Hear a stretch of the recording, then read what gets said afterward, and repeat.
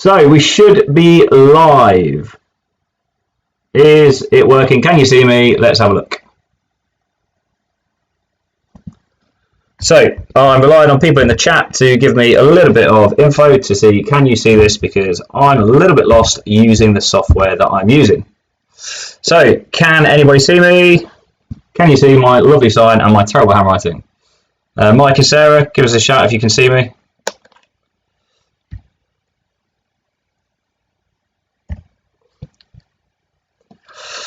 This is a bit of an embarrassment. Any good.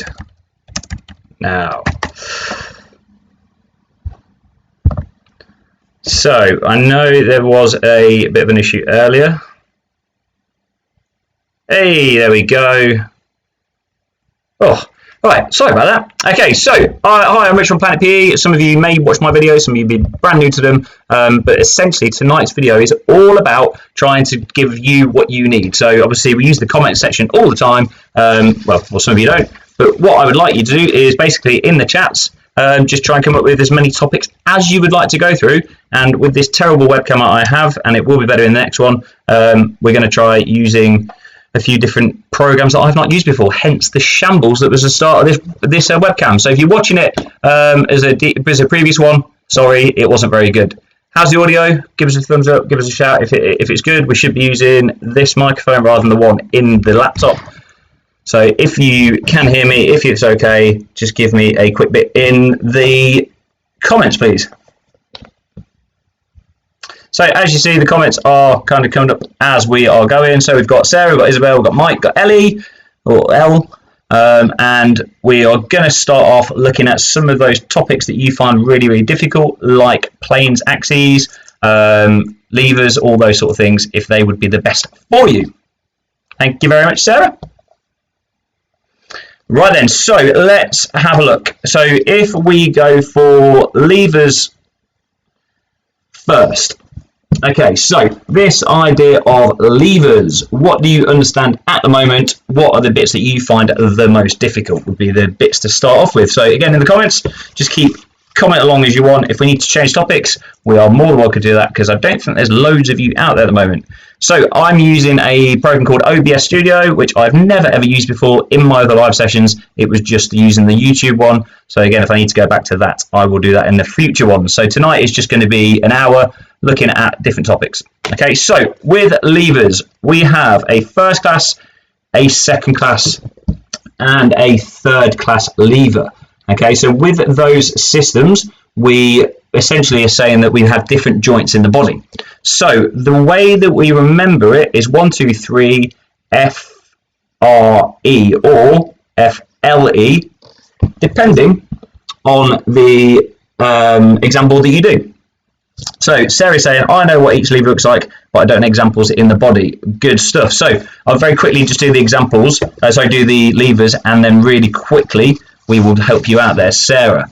So with these different lever systems, we're looking at a first class lever having the fulcrum in the middle. So a fulcrum would be looking like this. The fulcrum is the triangle that we've got, and either end you are going to have at one end, you're going to have the load, and at the other end, we're going to have the resistance, or the effort, I should say. So it should look like something like that. Okay, now what that means is in that first class lever is that you can have a mechanical advantage and a mechanical disadvantage. So if I was to use this as my lever system, so if I've got my lever system like this, okay, so I could have the fulcrum closer or further away, which means that the mechanical advantage could change. So the mechanical advantage should be that the effort arm is longer than the load arm. If it's the load arm longer, we have a mechanical disadvantage. So in a first class lever, it could be either or. Now, does anybody know an example of a first class lever?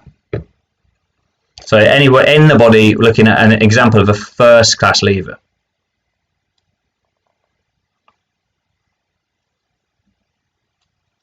So will this live photo? Yes, it will be finished. It will be posted when it's finished. They automatically go up.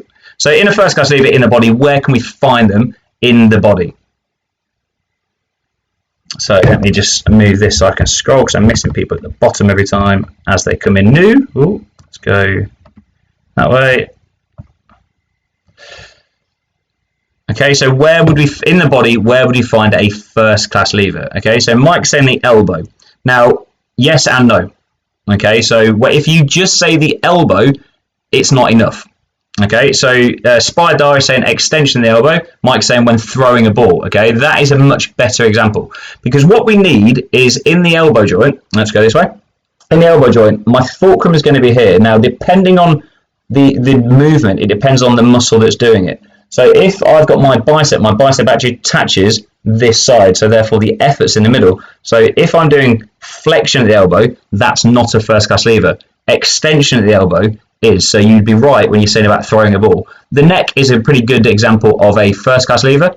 Okay, when we talk about a second class lever then, okay, what's going to be in the middle? So what's going to be in the middle of our second class lever?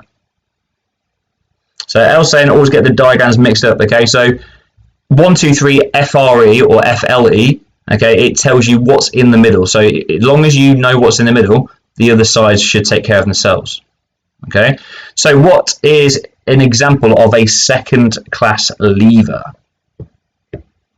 Interesting, actually. Let's have a look. How many people at the moment are watching this? So let's have a look at the analytics. Okay, so at the moment, not loads. That's not a problem.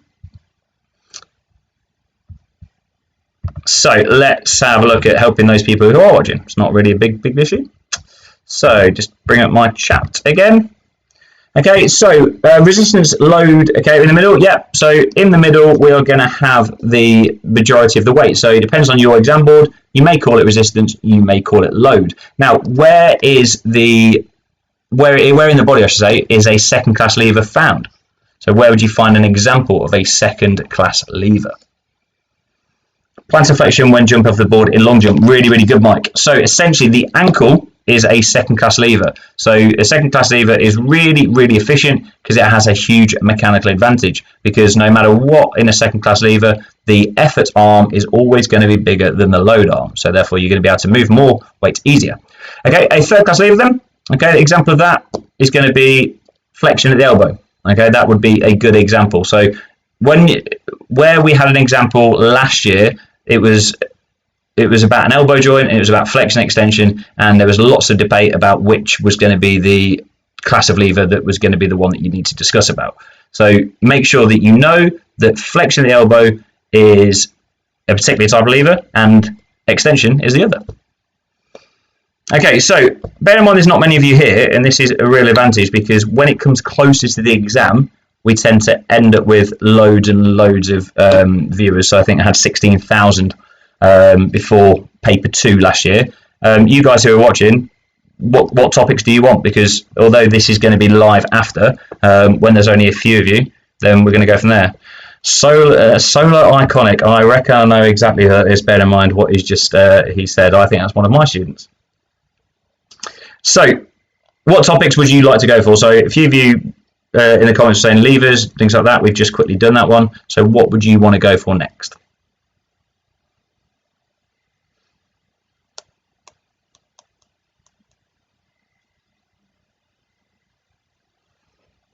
Come on, guys, need a topic at the bottom. Planes and axes, right. I like this one. Right, so planes and axes, a lot easier than you think. Okay, so let's start with planes, because it seems to be the one that we've got loads and loads of issues with. Okay, so if you've watched any of my videos before, then this should help you out. If you've not seen them, then check out on my channel all the different videos that we've got.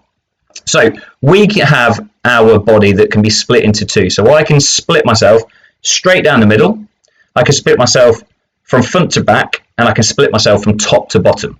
Okay, so use your hands to try and help you. So if I go this way, where my camera actually is, so if I divided myself left and right like this, the only directions I can move are forwards and backwards. We can only do flexion and extension. Now with those ones, that is a sagittal plane of motion. So if you are running, you are going to be running in a forwards or a backward direction. You are going to be doing flexion and extension in a sagittal plane. So all it does is divide you as a left and a right, and it's going forwards and backwards. We've then got a frontal plane, which means you've got a front and a back, and essentially there we're going to be able to move sideways. So abduction and adduction are examples on a frontal plane. Okay, we've then got transverse. Okay, we've got a top and a bottom. Now this is more going to be sort of a rotational move. So let's say that you're hitting something like a forehand in tennis, or you're going to be throwing a ball and your upper body is rotating. That would be on a transverse plane. Now where people get a little bit confused is that we start to then bring in the axes, and they have similar names. So one of the lovely ways to think about it is that if I fall sideways, I'm going to work on a frontal plane with a sagittal axis. If I'm going to use a transverse plane, then transverse axes, then it needs to be on that. So let's try that again. Sorry. If I'm going to work on a transverse plane, it's going to be on a longitudinal axis. Okay, and then if I was going to be then on our sagittal plane, then that goes on a transverse axis. So lots of things on that. So anything else then, guys? So we've done levers, we've done planes and axes. What else? The beard looks good, Rich. I'm not sure. I think it might need to go because it's a bit patchy, you see. So collab with Jimbo. I don't know who Jimbo is. If you can help me out, Thomas, then I'm more than happy to collaborate with absolutely anybody out there. So we've got planes and axes, we've got levers, we've done. So next topic. So sports psychology skills. So what do you mean by that, Mike? So we've got lots of sports psychology that we could use. You would have used some in your coursework, hopefully. So which ones? So which topics, guys?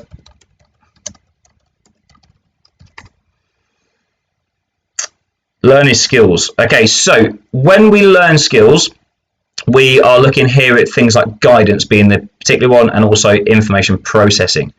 Okay, so if we start off with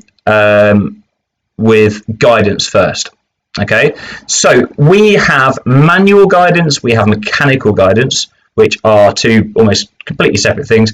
And then on top of that, lots of open and close. Okay, I'll come to that in a sec. So we've got manual, we've got mechanical, we've got visual, and we've got verbal guidance. Okay. So with those ones, really, really simply, manual guidance is that someone's going to physically move you into a position. So let's say that I was learning to play golf, and someone might get my club in the right position as I hit it. When we are going to be doing something like mechanical guidance, I might be using a harness, or maybe even floats when I swim. Verbal guidance, someone just telling me what I'm doing. Visual guidance, someone showing me how to do it. Okay. Open and closed, really, really easy. It is a case of how affected they are by the environment. So if I was going to be a darts player, every time I throw a dart, it's exactly the same every single time. So if I'm doing it in practice, if I'm doing it in the World Championships, it's the same. So therefore, it's not open to the environment. It's completely its own little bubble. When we look at open skills, we're saying there that they are affected by the environment, by the co-actors, by the people who are participating in the activity with you. So therefore, that is then open to the environment. And the environment doesn't mean wind and rain and things like that. It literally means those other people around you that could impact the skill. Steve McIntyre, thanks, Steve. Really good waste of your time coming here. Thank you very much. Right, so let's have a look then at how we're doing so far. So where we've got a few different bits in there. I keep seeing Morg's putting something and retracting it, so I'm not sure if it actually wants some help. Okay, so let's keep going then. So where's our next topic going to be? So we've had open and closed skills, some of the sports psychology bits that people look for. So someone did say information processing. Let's go. Oh, just dropped my pen. Sorry, I keep looking down. You probably keep seeing me just shifting around. It's just because I've got the chat in front of me as I'm going, in the same way that I've got it over here. So I'm only here for an hour, guys. So let's try and get through as many topics as you can. Target training zones. Okay, so training zones are really, really straightforward. Okay, so first thing you need to know when we look at training zones is how to calculate your maximum heart rate. So does anybody know how we can calculate our maximum heart rate? So essentially, how do you know what 100% of your maximum heart rate is?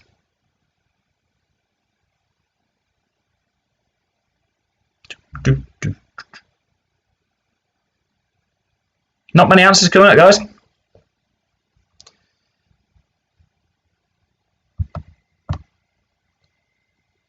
Okay, so really easily, okay, when we look at that, we are looking at 220 minus your age. So you guys are 15 and 16 years old, so you might be in year 10. So we're looking therefore at 220 minus your age. Okay, now when we look at that, that's a really, really important figure because it tells us what 100% is. Now we've got two different training zones. Okay, so if we think about, we've got 100%. We also need to understand that we've got a training zone which is going to be 60 to 80%. Now, those of you who are doing GCSE PE at the moment, you guys are going to need to know this because in your coursework, you are going to have to talk about this. So 60 to 80% of your maximum heart rate is what we call an aerobic training zone. Okay, now, for anybody who is doing an aerobic activity, we're looking at, it has to be there. So we're looking at 60 to 80% of your maximum. Okay, so when we're doing that, that's looking at things like continuous training. You're looking at people that are going swimming for long times, things like that. Now, when we are working anaerobically, we're going from 80 to 90% of your maximum heart rate. So that's our anaerobic training zone. Okay, so let's have a look at the comments. So what's funny is that I can see that one person has changed their name, something really hilarious, but they've not changed their picture. So well done, Morgs. Okay, so Anna Featherstone, any tips on how to remember plays and axes? It's the only thing I really struggle with remembering it. Okay, so if you've only just joined, we spoke about that a second ago. So one of the ways is thinking about this idea of I'm doing a cartwheel, I fall sideways, so that is a frontal plane with a sagittal axis, so falling sideways. Nice way to remember that. Okay, when you are looking at a frontal plane, a sagittal plane, and a transverse plane, again, using your hands to think about how the movement is going to be going on from there. Okay, so what I need to do very quickly is go into the settings on here, and I can think about the participants, and there are a few people that I can try and block, because what's the point of people being here? So sorry about this, guys.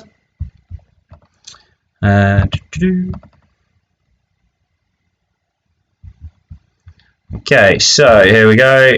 First one who needs to go is this person. Bang. Okay.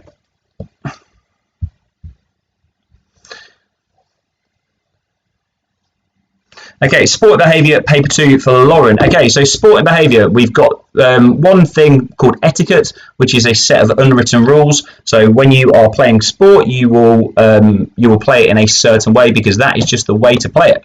Now, along the way, we will have people who are going to be intentionally going to be cheating, which is what we call deviance. And then we've got this idea of gamesmanship, where some people might try and bend the rules, but not actually break them. Okay, so they're the sort of things that you will see in that. Is a shot with a gun an open or closed skill? It would be completely closed because there's nobody else affecting it, in the same way that a golf swing is closed as well, because you're the only person who can do anything with that one. Okay, Anna, how about the cardiac cycle? Okay, so the cardiac cycle, I'm going to draw.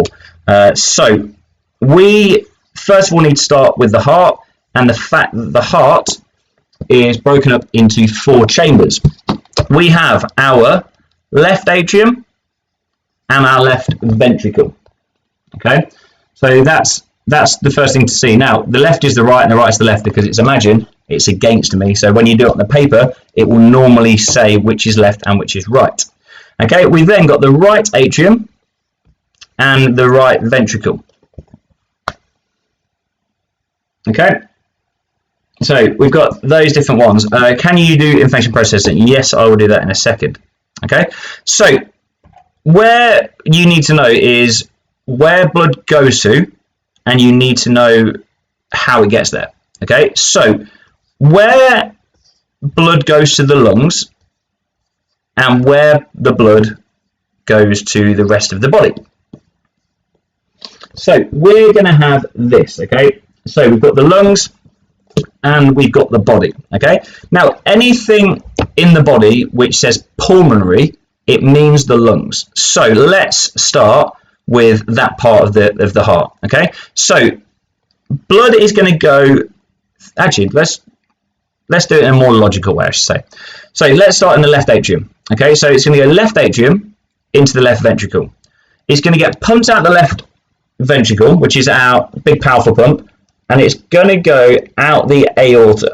The aorta is then going to take that blood, which is oxygenated,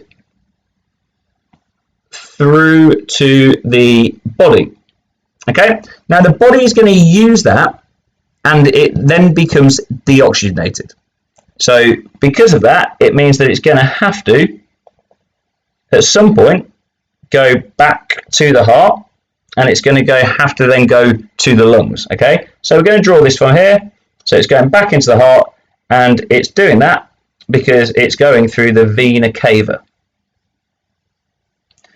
Now it's going to get pumped out of the right ventricle, which is actually up here because the way it does it, it shoots it through the top of the heart, and it's going to go from there to the lungs. Okay, now all arteries send blood away from the heart, and the veins bring the blood back to the heart. So what we've got here is the pulmonary artery. Okay, it's then going to be oxygenated, and it's going to return back to the heart via the pulmonary vein. And that is a really rubbish but effective example of the cardiac cycle. So it's going left atrium, left ventricle, through aorta to be used by the body, via the vena cava, deoxygenated blood goes back to the right hand side of the heart, goes through the right atrium, through the right ventricle, pumped out the pulmonary artery, through the pulmonary vein, returns back to the heart. Easy that. May I wasn't saying shares, but the idiot was commenting. Okay, I apologise, Steve. You'd be amazed by the different comments that I have blocked on here so that you don't see them. Okay, so let's keep going through the different ones. So performance enhancing drugs. Someone did put information processing but then deleted it. So let's start with that one. So information processing is really easily, we've got the input. So we've got this. Does anybody know what the input means? So what does input mean when we look at information processing and essentially how we're able to perform the skills that we do?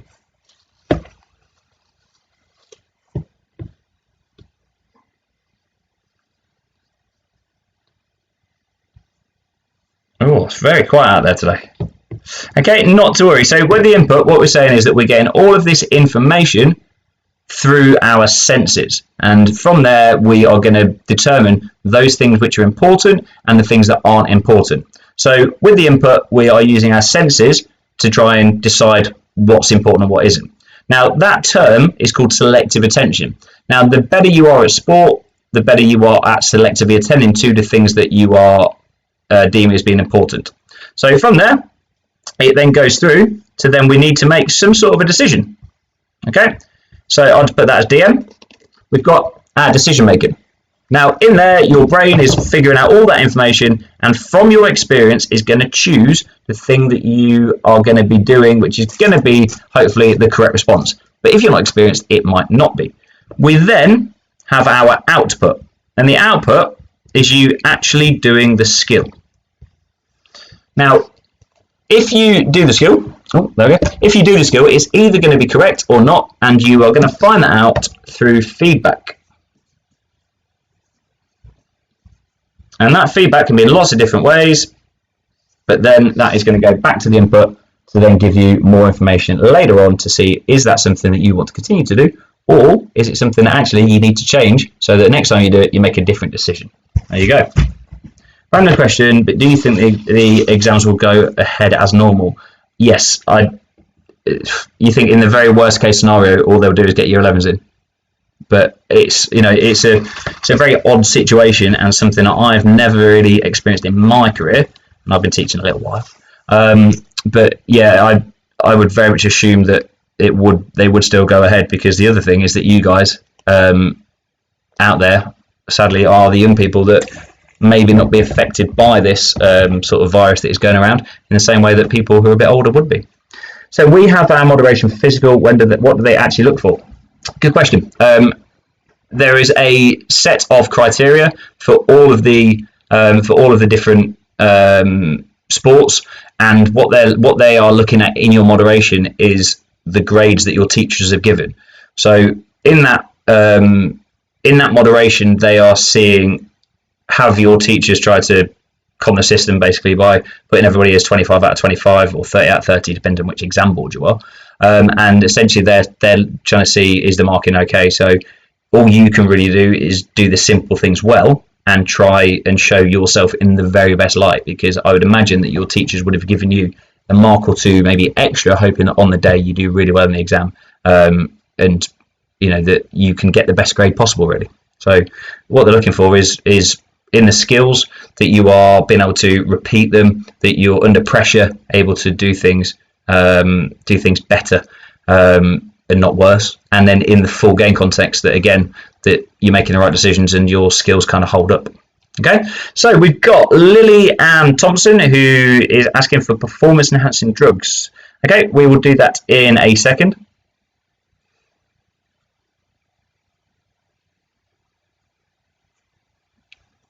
You know what, let's do that now. So Lily, can you name as many performance enhancing drugs as you can?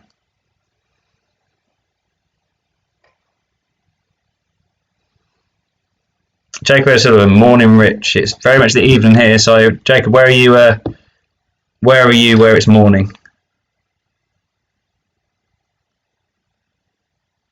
How's the sound, guys, as well? Just like, again, in the comments if there's anything, because I can change things with this new bit of software that I've got. Sadly, the camera, again, that is going to change, because when I do the videos down there, I've got a very lovely expensive camera. However, when I do the live streams, I need to try and do something with that. Tommy the fish, paracetamol, no. Well, technically, yeah, because narcotic analgesics are a version of performance enhancing drugs. So, Syncops is beta blockers, anaerobic steroids is anabolic steroids, stimulants. So, anabolic agents, good. Got stimulants, yeah.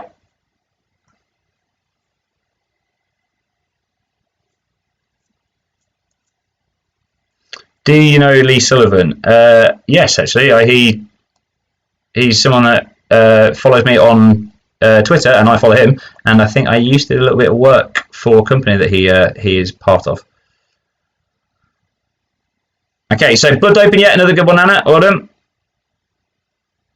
So what we need to understand then is which types of doping are going to be most beneficial for which types of athletes. Okay, so even if Bikes Fit, some of you aren't GCSE PE students, absolutely fine. We are going to look at those. So anabolic agents are things like peptide hormones, which could include things like growth hormone.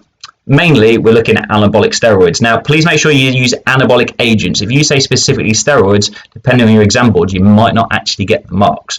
So what they are doing is that they are the sort of things that if you were to take them, you would not necessarily just get massive, but actually it's a training drug. So the more you train, the quicker your recovery is going to be. And also it means that you're going to be further along in the training than somebody else who isn't taking steroids or anabolic agents. And what the result of that is that you're going to get more powerful. All those benefits you're going to have are going to be much, much quicker.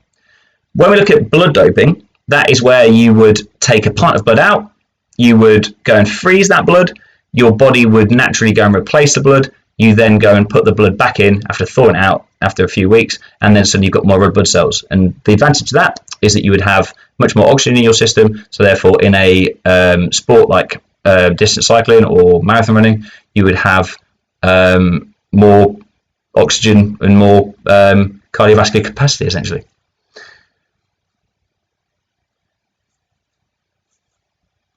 Okay, so let's see who's up next as far as which, again, another topic, guys. We've only got 20 minutes left.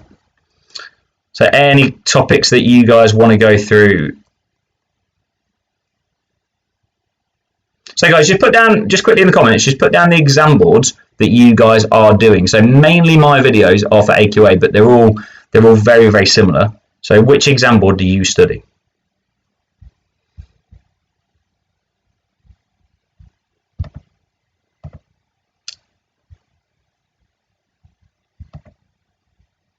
Let's just go back to there. So I had a quick look at analytics as I was there. Sorry about that. Is blood doping legal? Yes. So if you were found to have too higher red blood cell count, then what you're going to see on there is that you would be banned, because there would be an assumption that you've taken something like EPO or you've blood doped. So that's why it would be something that you would get banned in. Okay, so is someone saying paper or levers? We've done that. So if you want to go back to the start of the video, if you just joined us, that would be the thing to do. Somatotypes from Anna, really, really easy. We've got 3 somatotypes. Mesomorph, they're the muscular ones. They've got wide hips, narrow shoulders. We've got ectomorphs, so they've got a T in, very tall. So we're looking at being very tall and thin, so something like a high jumper or maybe a basketball player. And then endomorphs, that wider hips, narrow shoulders, a bit more pear-shaped. Looking through the comments then, any predictions for the AQA 2020 GCSE paper, things that haven't come up in the last few years? Right, I have a document that I'm going to be putting out on my Google Drive that you'll be able to see. So in your, actually in the comments, sorry, not in the comments, in the description, you'll see that there's a Google Drive. On there, there is a revision document that you can go through and you can tick off almost, when you revise. I've also added the links to the videos that I've done for those topics to try and help you out. So, is cocaine legal? Yes, it is. It would be an example of a stimulant in GCSE PE.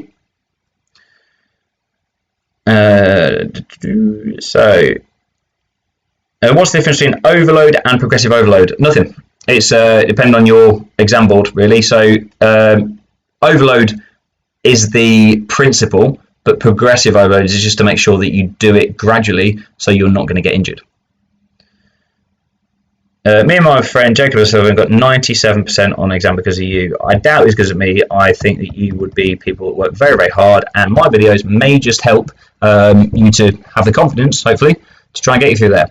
Now, a couple of things that I need to get from you guys really is, one, how did you find this? So, I mean, not how did you find it as far as like, is it okay? How did you find the video? Because again, I need to try and help people out a bit more with when we come to exams. Second thing is, with my videos, what do I need to do differently? Because some videos get thousands of views, some only get like 100. So I'm interested to see kind of where I need to improve and where within my practice on this I need to do differently, because this is all very, very new to me. So what's interesting for me is I'm flicking between two things. There's actually quite a big lag between me actually doing this and being live and what you're seeing. So yeah, it's quite interesting for me. It's very new. Okay, so where are we to? I love PE. Can you talk about muscular endurance? Oh, lovely. No.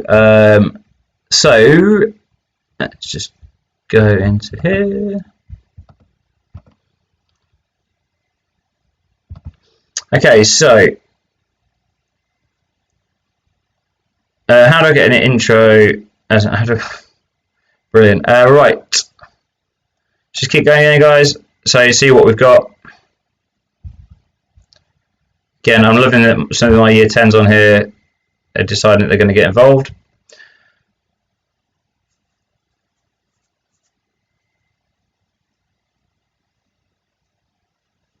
So again, because there's that little lag, guys, I'm just sort of waiting for the comments and almost to catch up. So apologise about this, because OBS is very new for me. Whereas when I did it on YouTube, it's almost instant. So again, something to have a look at. I thank some subscribe, but I don't have any improvement. Oh, thank you very much. But really, you should, because look at the quality of this video.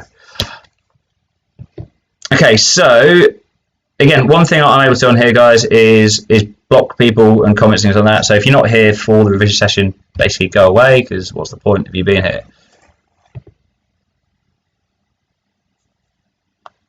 So we've got 15 minutes left. which topic do we need to do next? Can you talk about the respiratory system? Yes. So the respiratory system really simply is like an upside down tree. So we need to think about, we've got a trachea that breaks off into the bronchs that ends up with the bronchioles, and then from there we've got the alveoli. So if you think about, I'm going to draw a really, really rubbish tree.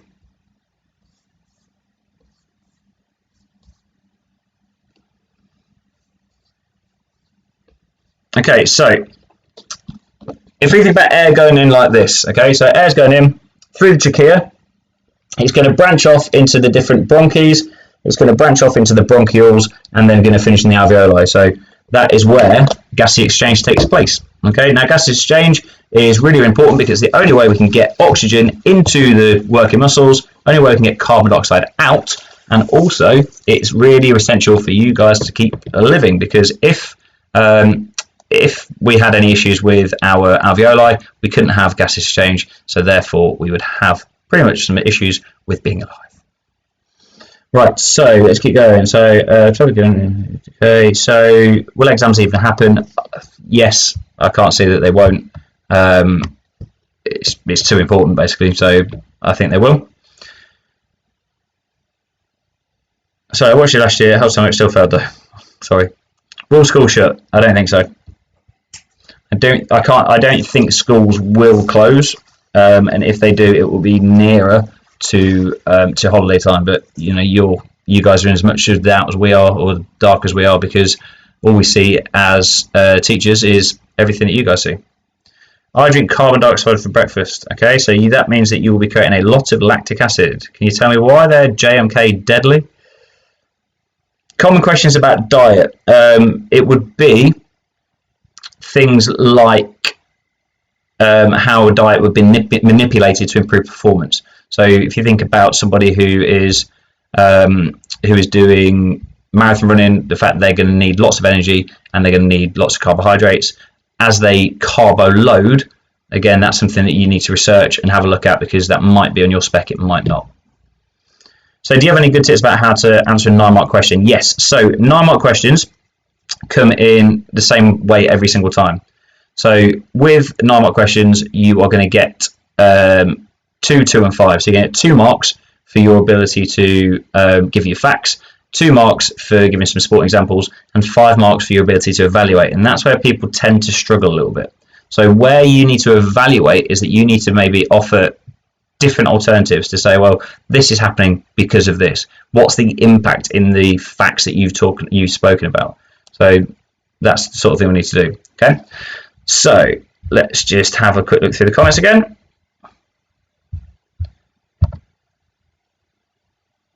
Okay, so sorry about this, guys. Just trying to do a couple of things. There you go. Okay, so 10 minutes left, guys. Can you do this every day? Sadly not. Sorry. It's I'm a PE teacher, and it takes a bit of time to do these sort of things. Okay, so would you say a multiple choice question first and then 6 9-mark questions? You should have enough time in the exam to kind of do the exam in the order that you would do it in. Now, the 6 and 9-mark questions are really there to almost differentiate between the top grades. So if you were to get every single mark apart from the 6 and 9s, you would still be absolutely fine. You might want to go and have a look at what the 6 and 9-mark questions are to then start thinking about it as you're going through the paper. But I would generally do the paper in the order that you've been given it. So let's just keep looking in the comments, see what is going on. So the last one that I saw there was Elite Player TV. I'm sure that you'll see how far out the stream is from the studio that I'm using here. So again, any more topics, guys, that we need to have a quick look at?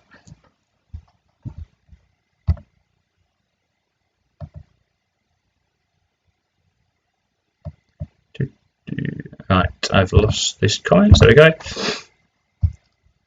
So if we've not got too many people commenting, then I will sign off and go and have your dinner, basically.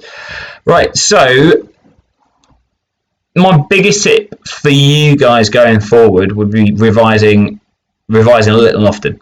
So a lot of people will get to the exams and will suddenly panic and try and revise really, really quickly and lots of information.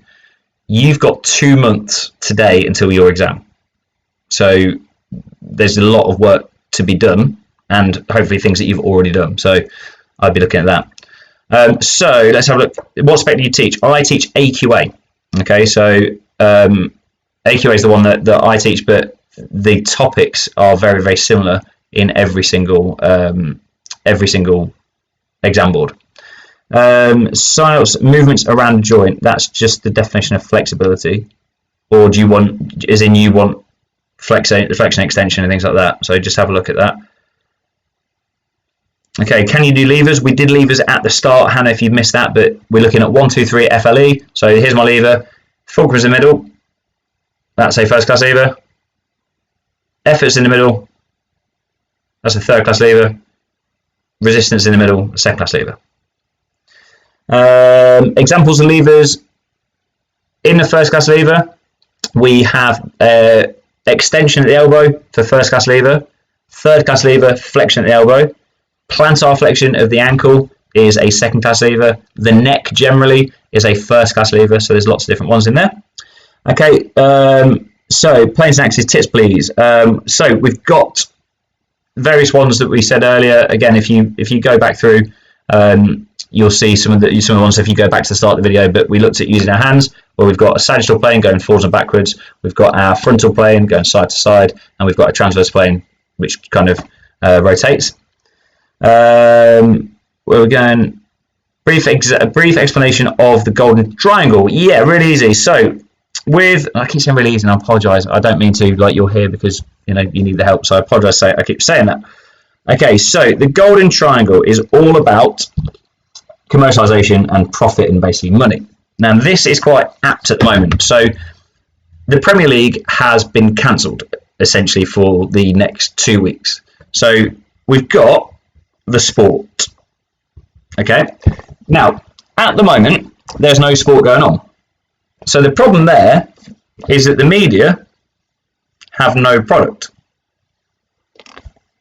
So the media can't sell anything, because what they would like to do is charge the sponsors or the advertisers to do that. So the sport needs the sponsors, the sport needs the media needs the sport, the media needs the sponsors. So it's everything here is interreliant on each other. So if you are missing that triangle, then there's not going to be the same amount of money. So if you take women's football, for instance, they don't earn anywhere near as much as male footballers. And the reason is because the media don't really invest in it, so it's not on TV as much. Now, because of that, it means that we're not getting as many sponsors, and therefore the sport won't really grow in the same way. I was a cricketer, and you look at cricket, exactly the same thing. People don't watch it, there's no money in it, unless you are at the very, very top level. Okay, so let's have a look as you go through. So abduction, etc. Okay, so let's look at those then. So when we go for those movements, so we've got flexion and extension. So flexion is where we decrease angle of the joint. Extension is where we increase the angle of the joint. If I think about my zip being here, as I move away from the center line, that is abduction. I think if you were abducted by aliens, you'd move away. Adduction, adding to the body. Okay, so what you need to know is that the different joints, basically, which is which movement. So, and also the muscles that are responsible for that. So just keep going through. So, Anna, are you a student? I don't teach, Anna, sadly. Nope. So my teacher recommends the videos to help a lot. Thank you very much. Do laxatives count as diuretics? No. So, no, because they're slightly different. So where diuretics are used, it's because we want to get rid of any excess fluid. So it's just purely fluid that we're getting rid of, not anything else. Please, can you do loads of these free sessions? They're so good. When's your next one? we can make it a regular thing really coming to the exams, but normally those last 2 weeks before the exams when we do it, what I found last year is that a lot of people didn't know about this channel for paper 1, and then for paper 2 suddenly we've got loads and loads of views. So again, if you can share it with people, if you can tell people that we do these things, if it'll help, then brilliant. I've got a couple of different teachers at our school who I'm sure have different things. So I know one of our history teachers has a YouTube channel as well, so worth maybe checking out those. So the next one for this will probably be potentially next Sunday, or if not actually Tuesday, because I know my students, my year 11s, have got their paper 2 exam on Wednesday, so maybe on Tuesday we might do a paper 2 test. Cricket is 100% the best sport, however I couldn't okay, so that is the difficulty. So when we do the practicals, it's really important to make sure that if you're in year 10 now and you do a summer sport, that you've got to go and get the evidence for it this year. Don't rely on year 11, because you won't have the competitive environments around to do that. So I got qualified for using diuretics on the MMA club. It's in the rules though, technically. Okay, it's not though. So if you want to use a diuretic in a weight category sport, you will get banned.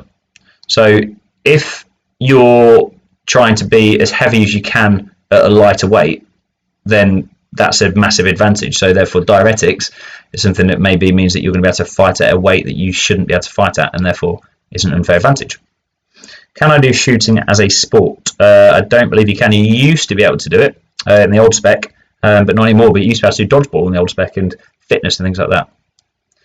Just interested, guys, what are you all doing for your individual activity? Because that's the one that most students actually really struggle with.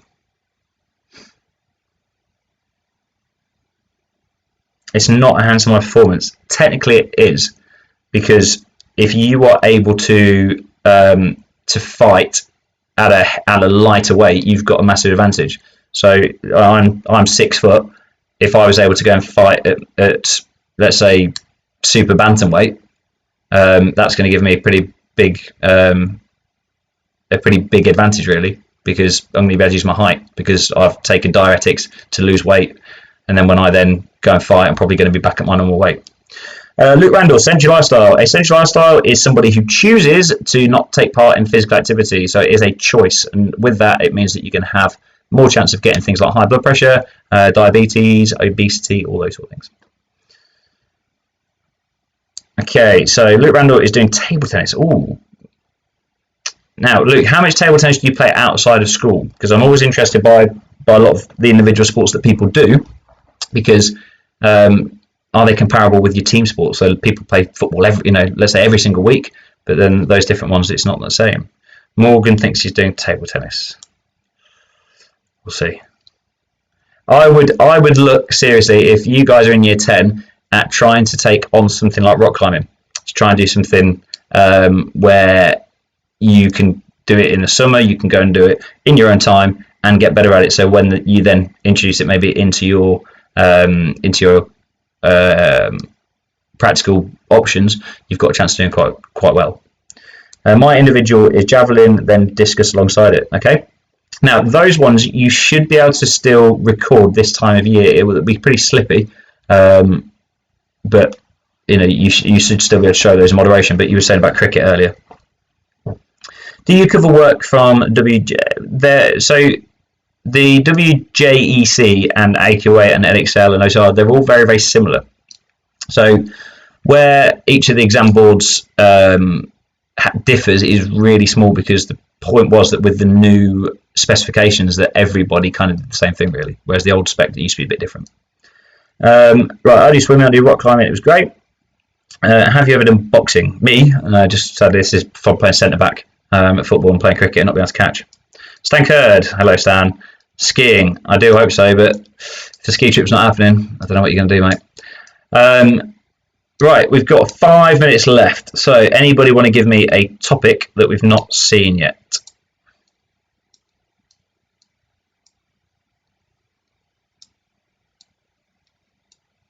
So any topics? A lot of boys are doing network at school trying to get higher marks. Difficult. I don't know the full context of where they'd be able to play a game to try and get the best marks, but again, it's not something that I've seen people do before, but I'm interested in that. I'm going to put that on Twitter, so different things. I should take up bowling for PE. Yeah, but you would... Lawn bowls, you can't get assessed anymore. Do you have any rock climbing clubs to look into? Yeah, so near us, Morgan, we've got one called White Spider, which is on the A3. Pretty good climbing centre, really, and it's quite affordable, really. So, warm-ups and cool-downs. Okay, so what you need to know for that one is that there are 3 stages to a warm-up. So we've got our pulse raising, we've got our stretching, and then we've got game-related activities. And then within a cool-down, we need to make sure we've got similar, but obviously not the game-related activity. You also need to know about the exercise session as well, the different parts there are.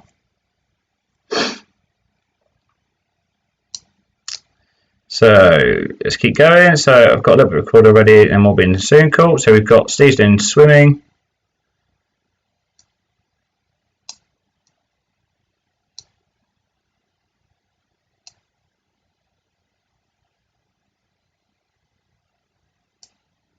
Okay, so I'm going to wrap it up now. So if anyone in here is interested, we're on Instagram, we're on Twitter.